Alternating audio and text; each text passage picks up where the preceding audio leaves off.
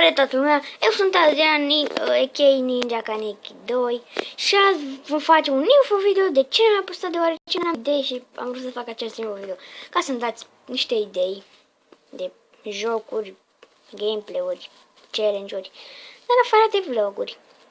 Și da, vreau să-l promovez în acest info video și pe Ninja Kaneki 1, dacă nu sunteți abonați la el, să vă abonați. Șmecher, vi las în descriere, de ce nu? Și da, cam atât a fost pentru acest videoclip. Nu uitați să lăsați like, subscribe, comentariu. Adică subscribe mă ajută foarte, foarte mult. Da, ne vedem data viitoare. Bye, bye!